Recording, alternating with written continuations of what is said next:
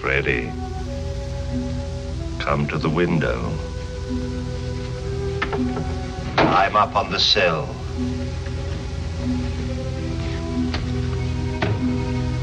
Now then, Freddy, jump. Not into the room, out of the window. Maybe you'd like to select your own means of self-destruction. How would you like to die? Old age. All right, guys, now we're moving on to Abbott and Costello Meet the Killer, Boris Karloff. They only say that because they're just trying to let you know he's in the movie. I don't think it's actually part of the title, although it is on IMDb and Wikipedia. Yeah, this came out a year after Abbott and Costello Meet Frankenstein. Like I said, he was kind of like, he didn't get to go in on the fun, so he hopped on for 2 other movies that they did. So this movie stars Abbott, Costello, Boris Karloff, Lenore Aubert, the girl who played Sandra Mornay in Meet Frankenstein, and then I could list 20 other people, but I'm not going to. Right. This movie has a lot of characters in it. It doesn't hurt the movie. I mean, honestly, it doesn't bother me at all. Yes, it hurts if you try to explain it to people or kind of make sense of it all. In the long run, Lost Caverns Hotel bellhop Freddie Phillips is suspected of murder. Swami Talpur tries to hypnotize Freddie into confessing, but Freddie's too stupid for the plot to work. Inspector Wellman uses Freddie to get the killer, and it isn't the Swami. So yeah, that doesn't really help. Like I said, this really famous lawyer is writing memoirs, and he's gonna write about all the cases he was in. Then he was asked to go to a hotel, and then he gets bumped off there. And all the people he put in jail are there too. So what those people are here to do is throw suspicion. You're not supposed to be able to figure out who killed him.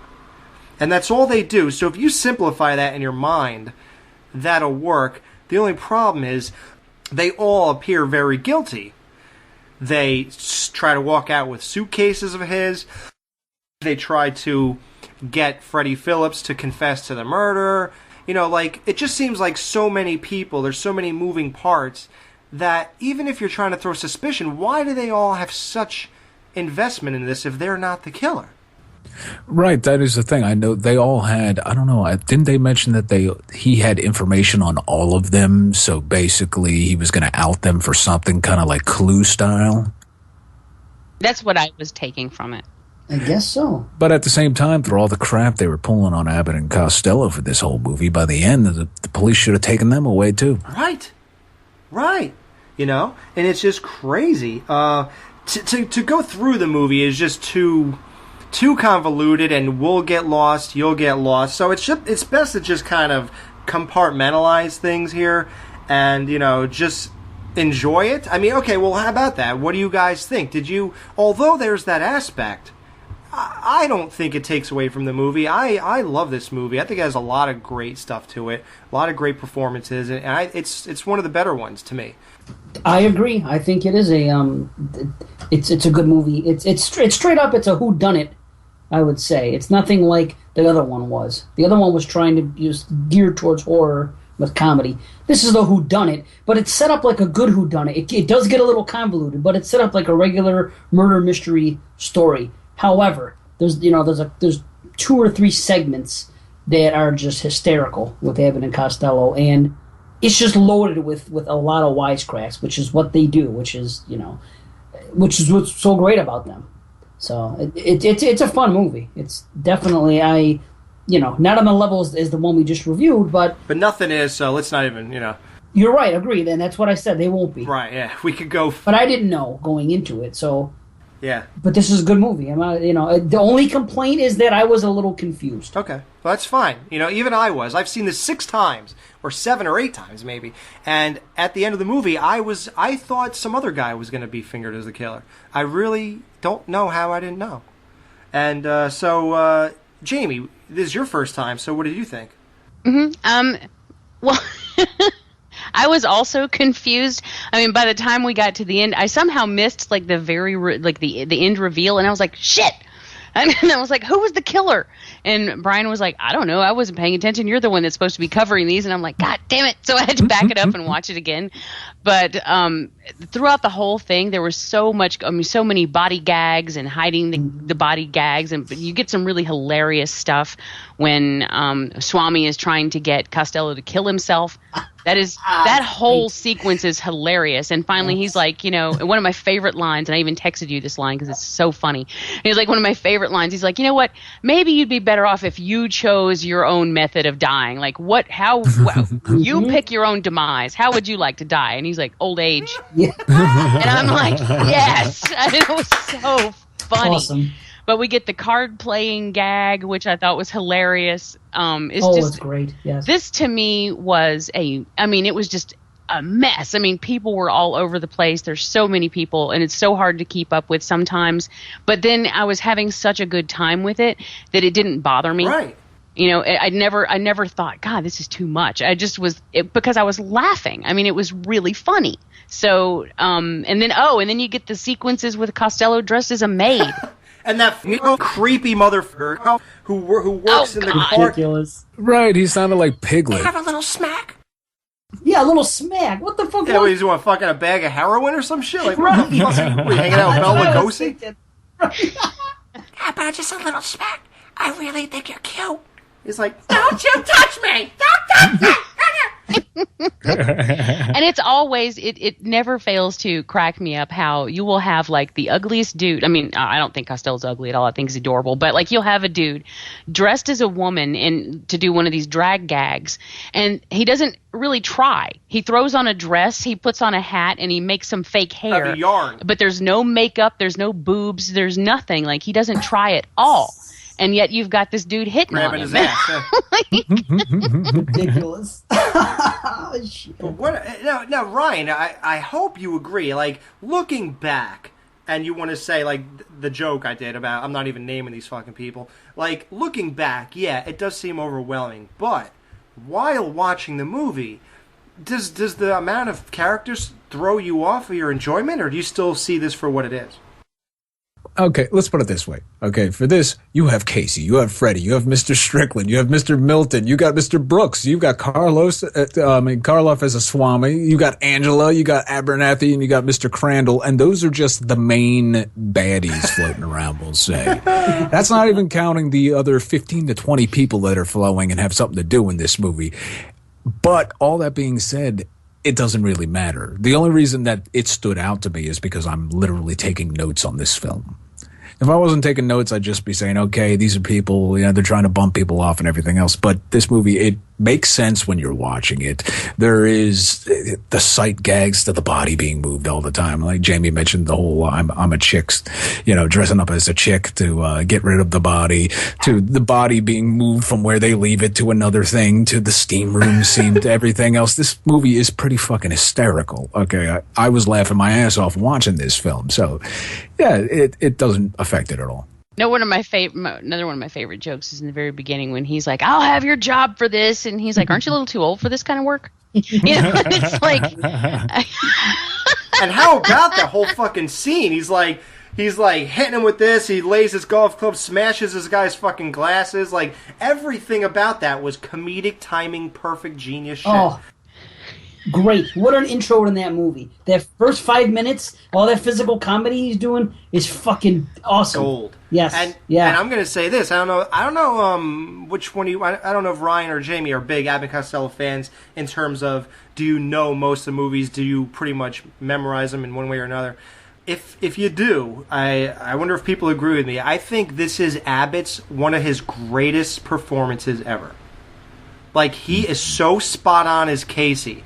Everything about him is just, he embodies that role so well and does such a great job. And I love it because Abbott is such an amazing straight man. He's caught up in this world of nonsense and with this crazy guy he hangs out with constantly.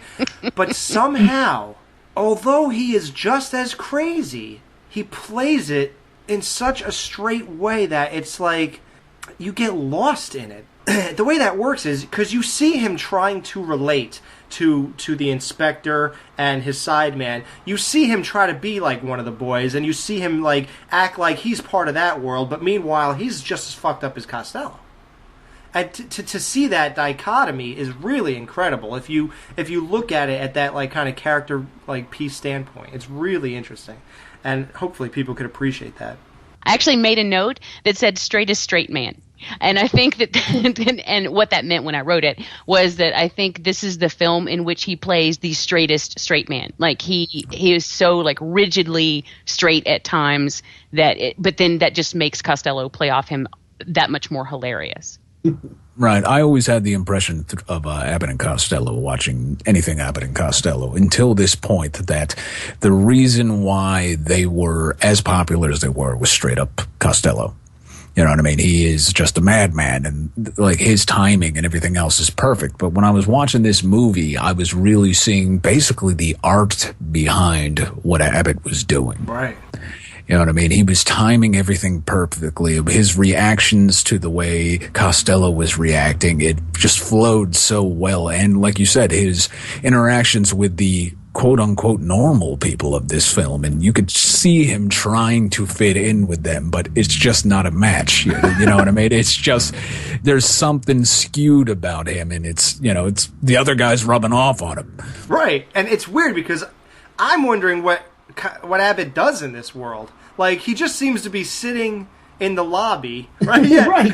What's his job? I was going to add, that's a what the fuck moment. I didn't know what. I went back, I rewound it once. I go, what does he do? Because the other guys worked for the papers and the press. You know, Freddie was a bellboy.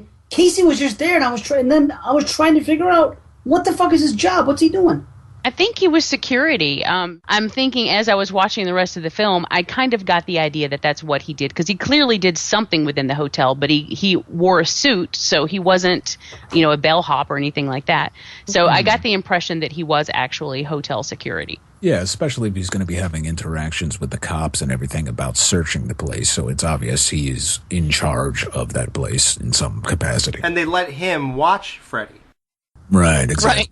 So, yeah. Yeah, they put him sort of in charge of keeping an eye on Freddie. We should say Costello, first for people. On Costello, who clearly gets fired all the time for screwing up, because it's like, oh, Freddie got fired again. And she's like, oh, again? I'll talk to my uncle. 5 minutes into this movie, this guy's fired. It's just, like, crazy. And then let's get to some problems with the amount of people. Here's some things. I'm not sure it's the amount of people, but just their motivations. The daughter, like, who was the girl? She said, didn't you tell him that I want to talk to him? He said he didn't want to talk to you, just your father. Now, niece of who? The hotel manager? The hotel, yeah. Okay, yeah. Okay. Yep. Why was she so suspicious? Oh, shit, duh. So she was in on it with her uncle. Oh, yeah, they said that later. Yes.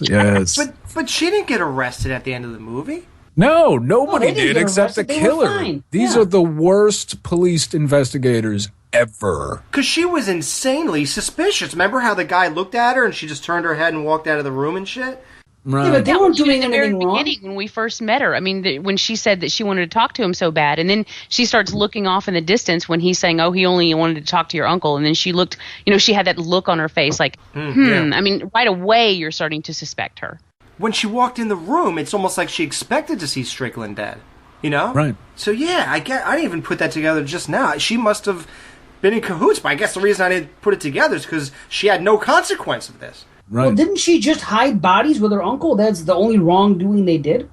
They tried to pin it on Freddie by putting the bodies in his room? Which is very illegal. Well, yes, it is illegal. Oh, it's okay, guys. He was nervous. It's okay. I mean, I understand you're nervous, right? Because there's dead bodies in your room. So yeah, you're cool. All right. Well, so where'd you find them? In your room? Okay, that's fine. But they were innocent of murder. They weren't. They were just covering up their own asses. Right. How about that scene where he feels the guy's pulse, but he's feeling his own pulse? Yeah. What about that scene when everyone's trying to kill Costello? Everybody's trying, and he sits there in front of this window, and they shoot through this window. They run away from the window because of the gunshots, but then 2 seconds later, Abbott's walking in front of this window, standing there making a phone call. What the fuck are you doing, dude? Laughing about it. Right. I stood up at my house saying, what the fuck, dude? Oh, there are what the fuck moments, man. Like Freddy, you know, we got the Frankenstein meets Frankenstein chick in here. Again, she's hitting on him. Again, 2 movies in a row. Duping him again. Same shit. Yeah, doesn't like Abbott again. And she somehow gets him to write out, I killed Strickland, and sign his name.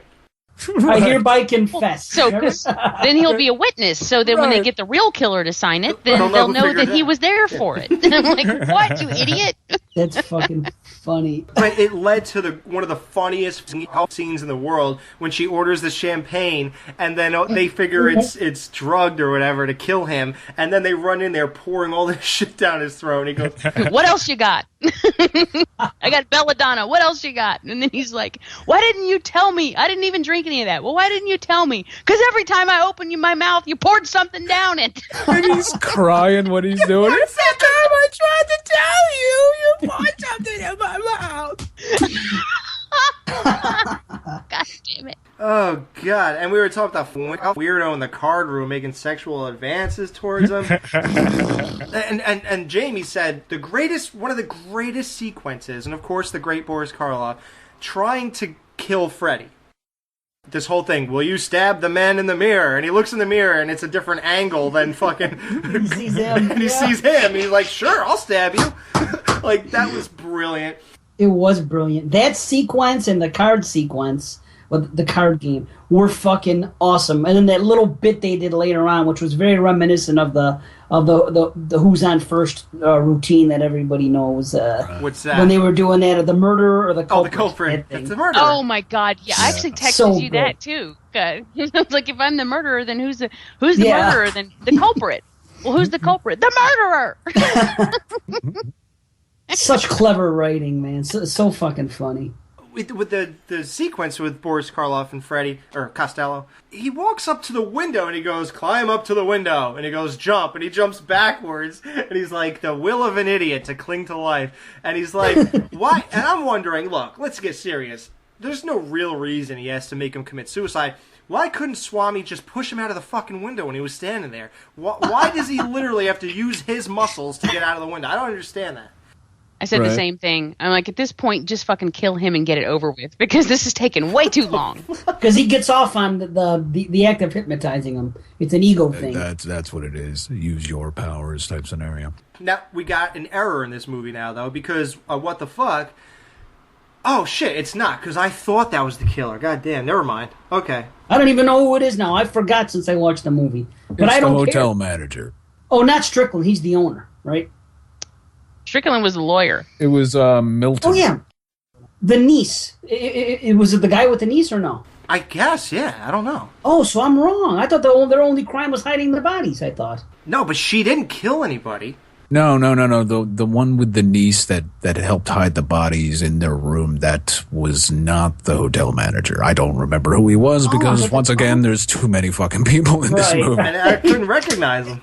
It doesn't take anything away from it at the end of the day. Might have been Mr. Abernathy. Abernathy? That sounds like a killer. Okay.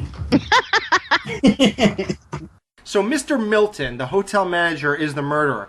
Why are we hearing Swami's voice come out of a record telling him to meet him at the cavern and bring the fucking handkerchief? Right, and in the cavern, when the whole thing is going on, number one, that bottomless pit has a fucking bottom. I saw it. Number two, it is Karloff the whole time in there doing everything because that's his fucking voice coming out of the thing. Right. It's like they last minute said, Karloff said, you know what? I don't want to be the killer. Make it him over here. Let's throw him off. And that's the thing. Here's the problem with this whodunit. It's much like Friday the 13th. Sorry, Tristan. It's much like that. There was no lead up to how we could figure out that Mrs. Voorhees was the killer. There's nothing. You have this guy holding a fucking machete looking at the snake. You have the green Jeep with Steve Christie. Nothing really could lead you to figure out that it's Miss Voorhees. In this movie, how the fuck could you figure out that it's Milton, the hotel manager? Like, what does he do or have any role in this movie to figure out that's him? Well, he doesn't. Weird. And that's the thing is that it's not like a true whodunit and where they've left clues the entire time, like Sixth Sense style, where if you go back and watch it, you're going to be like, oh, that makes total sense now. I mean, there's none of that. You just like, oh, by the way, this is him. Yeah. It's like, oh, okay. But that's not the point of the movie, though. It's not a true mystery. It's just all for comedy. So they should have made Karloff the killer then. Why advertise it that way? Why the fuck not? Because nobody even cares who the killer is by the end of the day.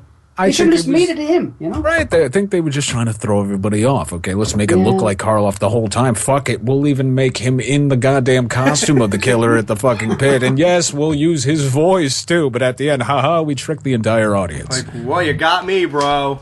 Gee. Right, because you're fucking full of shit. That's why. I'm the fucking idiot, I guess, huh? Yeah, like with the best scene, man, when they're playing cards and this guy with the voice, he's like, great. Yeah, but he has a dead hand. And then he just like flips the cards in his hand, and then like Abbott looks around like, oh god, this fucking all those lines. How could you not tell there are two corpses there playing cards? You should play me as your partner because that guy's a stiff. A stiff, right? Maybe you're gonna get murdered. He tells. What him, about remember? that scene with the bottomless pit? The bottomless pit when he starts to fall and somehow he slides backwards and levitates across this fucking pit. Horrible. What was that? Oh my god. And what was that fucking bear? What was that big bear? Oh my god, that was hilarious. That bear was awesome. I swear somebody was wearing that costume spinning around a helicopter in Grizzly. Yes. That's exactly what I thought of when I saw that bear was Grizzly. But that is the most awesome bear. And just came out of nowhere, went back to nowhere, didn't mean anything, but just wanted to show a bear go, rawr! Yeah, because he blew up dynamite. That means a bear is naturally going to come out of the wall, right? It's like so fucking weird. And like, and Boris Karloff, the fucking 90-year-old guy, pulls a 240-pound guy up a 30 feet of rope. Yes. Give me a fucking break. I have that in my notes. Wow, old Boris Karloff's really fucking strong. Oh god. Freddie, where'd you get that gun? He's like, I don't want to tell you. He goes, I'm going to ask you for the last time. Where'd you get that gun? I don't know. Freddie, where did you get it? I thought you said that was the last time. That was so funny, man. You could take this duo and put them in any type of movie and just know that fucking they're going to make it entertaining because there's going to be these funny fucking wisecrack lines that are just going to come out in any situation. Right, they're going to constantly do their shtick, and it's great. It doesn't feel like it's regurgitated at all, even though they're doing the same fucking beats. It's just, it's very odd. And even did you guys notice this music was the same as Abbott and Costello Meet Frankenstein? Right. Same exact music, and I'm going to tell you this: as much as I love the movie, it doesn't gel exactly with the movie. Later on, another movie uses this fucking music again, and it works perfect. But this movie, it didn't exactly fit, but it does not hurt the movie. It's just fine. No, this isn't a monster movie like the other ones. Right, that's probably why it didn't fit, yeah. Yeah, this is a whodunit. It's just different type of thing. Hey, you guys realize that? Remember you said the guy with the voice in the basement? Yeah. You know who that guy was? I'm not positive, but as I'm watching this movie, the entire time, every time he talks, I'm thinking of the fucking Cheshire Cat from freaking Alice in Wonderland. Yeah, he's a character actor. He's been in a ton of shit. I'd be willing to bet he was the fucking voice of Cheshire Cat. You know. Yeah, he was, and he's also you'll see him pop up in a lot of sitcoms from the time, like Bewitched and things like that. Like he was always like a shop owner or a bank guy or something like that. He would just come in, and he always had that. His voice was very distinctive. Ugh, so gross, man. He was in a Twilight Zone too, Alex. By the way, I remember. Yeah, I know. I feel like I know this fucking guy. I always think of Cheshire. I admit it. I've seen fucking Alice in Wonderland like over 50 times. So whatever. Oh, it's a great movie, and I used to take a lot of acid and watch it and everything else. Okay. So whatever. I'm a big fan of that fucking movie. Did you ever snort? Nah, never mind.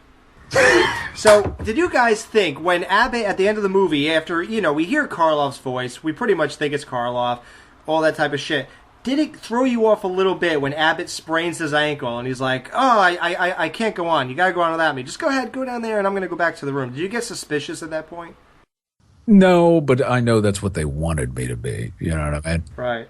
You know? Dave, did you? Or... Well, I figured he was up to something. Never for a second did I think he was the killer. No. But I figured he had some type of fucking plan when he did that. He couldn't be, because he was there when the bullets were going through the window. So I wonder what that was. It must have been to throw us off, even though, do they think we're stupid? Because... Oh, man, that's making me think. Maybe that's why they did that thing where after the bullets come through, then all of a sudden Abbott walks in front of it with no fear whatsoever. And then he leaves with the sprained ankle, so that makes when Costello is screaming at him saying, you're the killer, maybe you would think it was him. Yeah, he was going crazy at the end about calling him the killer. That was fucking... He was ready to turn on him, and he didn't care. He was just saving his own hide at that time. This movie's deeper than I thought it was. Deeper than that bottomless pit that had a bottom. Had a bottom that you could see from the top, yes. The bottom is right there! That cape slide was amazing, though. Oh my god, those effects on that. Freddy drowning, and then the fucking killer breaks the wall, and he goes, in 2 minutes, the water will be over your head. Thank you! Thanks a lot! And even though, you know, the top of it, his head was a little bit above it, so even if it filled up, he'd be able to tip his head back and breathe. Yeah. That steam bath scene was really cool. That was like something you would have seen in like an 80s slasher. You know, except... it was great. When the hand reaches around and turns, it made me think of Halloween too. There it is. Good call. Right, yeah. And then, of course, they cap it off with a gag, and he runs out there to the water cooler and drinks the entire fucking tank in one sitting, and then he's fine. He's just perfect afterwards. That's fucking funny, man. And how about that, like, those two inspectors? I like the inspector, honestly. I love the character and the guy with him. And, like, every time Freddy's in such shit, and he's like, all right, I'm going to give you one more chance to clear your name. Right. All the time, man. One more chance. He's like, oh, come on. He's too stupid to commit murder. Yeah, well. And then he's like, I think we have the murder right here. I don't know why we're wasting our time. It's like, all right, Freddy, I'm going to give you one more chance to clear your name. Now, you try to sell this handkerchief. Like, it is crazy how many chances these guys get. And he's like, there are two bodies. What do you mean two bodies? No. It's like, you know way too much, and we're still letting you off the hook. It's so fucking crazy. Right. I thought one thing was funny. Every man in this movie wore a hat. Every fucking male person in this movie had one of those fucking hats or derbies on. Right. Well, I missed everybody that time. wore hats back then. I wish that would come back, dude. I would totally rock a fucking fedora every day. Right on. There's a website called the Fedora Lounge, and it's specifically geared toward people who dress that way now, and men and women alike. There's a women's section too. So I like a lot of retro stuff. And I like to do like retro makeup and retro hair and stuff like that. And but it's a really cool site, and it's really amazing to see how many people out there are still trying to bring it back. I wish it would come back. I wish people dress like that. No, it's classy. It's nice. Yep. They're not just for Freddy anymore. Right. Those days are gone now. We can wish all we want. So this movie was actually banned in Denmark just due to the scene where the corpses were playing cards. They actually, just think of that.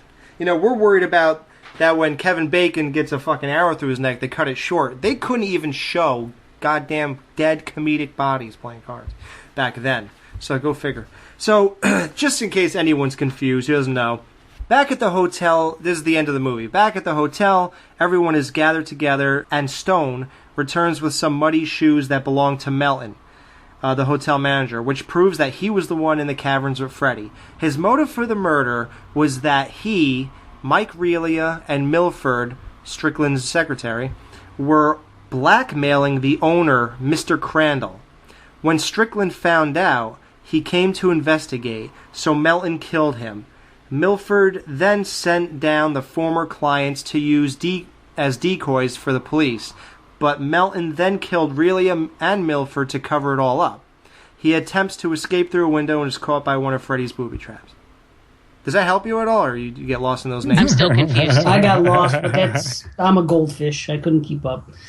Yeah, but the booby traps were sweet. That was good shit. I remember that much. So let's rate this bitch before it gets any more confusing. Ryan, what do you think? 1 out of 5. Yeah, this is not Abbott and Costello Meet Frankenstein by any means, but at the same time, I enjoyed the hell out of it when I'm watching it. It's my first time seeing it. I could follow everything along. It had a completely different feel and everything else. I didn't like it as much, but it's still a good movie. I'd give it about 4 stars. Nice. Jamie, what do you think? What this had in spades was just pure comedic value. And there was a lot of physical comedy, there were a lot of sight gags and great dialogue and back and forth.